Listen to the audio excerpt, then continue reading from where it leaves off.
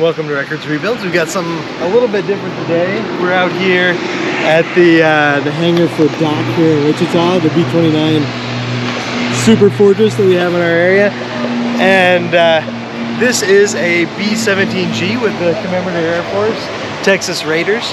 And over 12,000 of these were built during the war, but only about 3,500 were still serviceable at the end of the war because of all the ones that were shot down and newer models and ones that were scrounged for parts and worn out and stuff like that. And this is one of only 9 that remains flyable here today, and we're gonna take a ride on it. Okay, so this is a picture of me in the 5th grade. Then, as now, I was a huge World War II history buff. My dad knew that. He knew that the B-17 was my favorite type of plane, but he did not have enough money to pay for a ticket for me and for him. So he got an anonymous stranger to vouch for me, a 5th grader, and he paid for me to get a ride on a B-17, and it's still one of the best memories of my life. So I thought, when I heard Texas Raiders was going to be in town, I thought I've got to pay Dad back on this one. It is incredibly difficult for us living today to imagine what this plane was and what this plane meant. When it came out in 1935, the prototype was the largest airplane ever built in the history of the world. The press immediately dubbed it the Flying Fortress because it had up to 9 defensive machine gun positions to fight off attacking fighters. The pre-flight checklist that every plane in the world has today originated with this aircraft because one of Boeing's best test pilots forgot to unlock the elevators before he got in this plane and crashed and died, at the trees at the end of the runway because he couldn't use the elevator. So the idea that you would have a checklist started with this plane. This aircraft comes from an era where the Allied Air Forces were routinely putting 30,000 airmen a day above Germany. Just an enormous technological accomplishment with a terrible human cost. Over 25,000 airmen killed in action for the 8th Air Force over Germany. An airman arriving in England in 1943 had just a 1 in 5 chance of completing his tour of duty. German fighter ace Hans Kanoka used to tell a story about that ball turret where he had shot down a B-17. He watched everyone bail out of the plane. He flew up next to the plane to see how much damage he had done. And as the plane started to roll over into its death spiral, that ball turret came around to the top side and the guy swiveled it around and shot him down. Just a guy trapped in a ball turret who knew that he was going to die. Just an incredible time with people doing everything they could, no matter what the cost, because everything would be lost if they didn't. It's just always been very fascinating to me.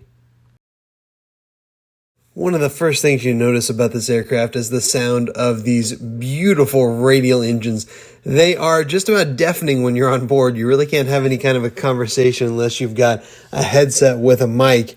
But they are just marvels of engineering, especially in their day. The prototype B-17 had 4 750 horsepower engines, and by the end of the war, these engines were putting out 1,200 horsepower each with turbo superchargers on each engine, which was a top secret piece of technology at the time. Let's take a listen as they fire up engine number 1.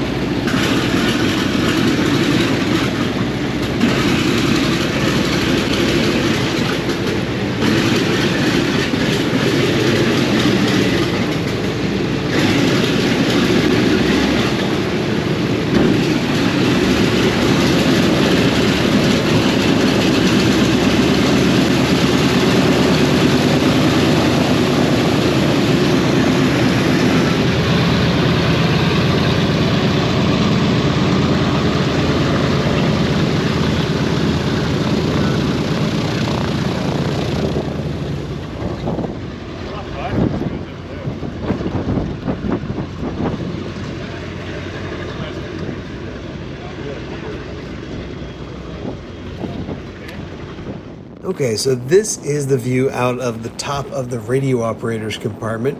This window was removable so that a 50 caliber machine gun could be placed in a defensive position, but on this particular day, we've got the window out because it's summertime, it's hot, and it creates great airflow to take this window out. Of course, getting to stick your head out the top of a moving airplane in flight is pretty awesome.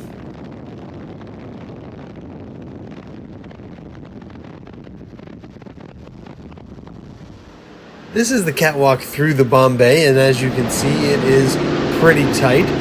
Those bomb bay doors only support about 100 pounds of weight, so you do not want to fall off.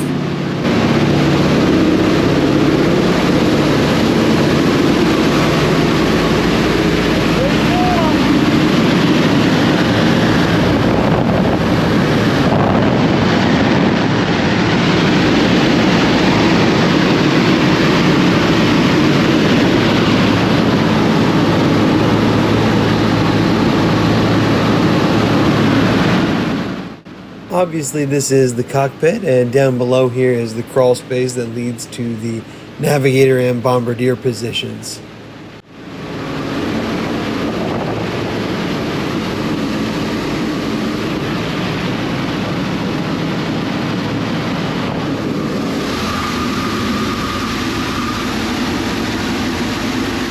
This is the flight engineer and top turret gunner's position, from which he could defend most of the upper half of the aircraft.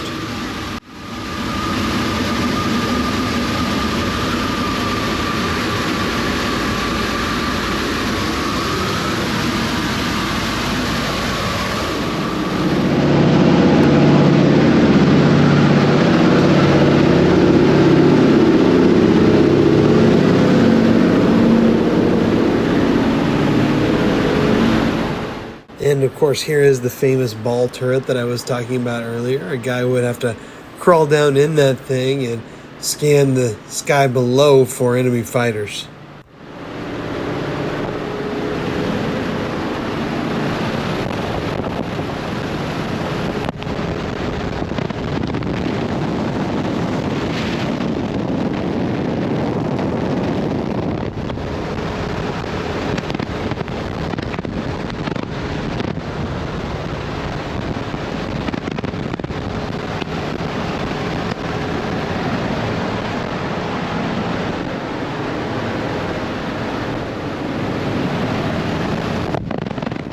Then you can see the waist guns here, and back in the far back in the roped off area is the tail gunner position.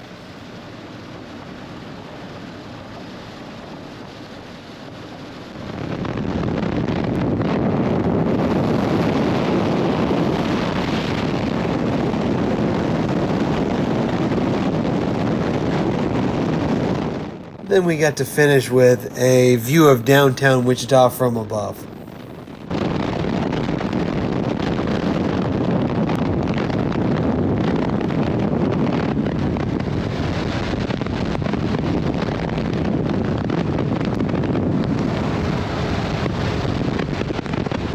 So, if you can't tell, my dad and I had the time of our lives on that flight, and if that looks like something that you guys would be interested in, you can get a hold of the Gulf Coast chapter of the Commemorative Air Force. They're the ones who operate Texas Raiders, and for a fee, you can go on a flight just like that, and according to the website, most of that fee is tax deductible, which is awesome. If you're interested in that type of thing, check it out, and thanks for watching, guys. We'll talk to you later.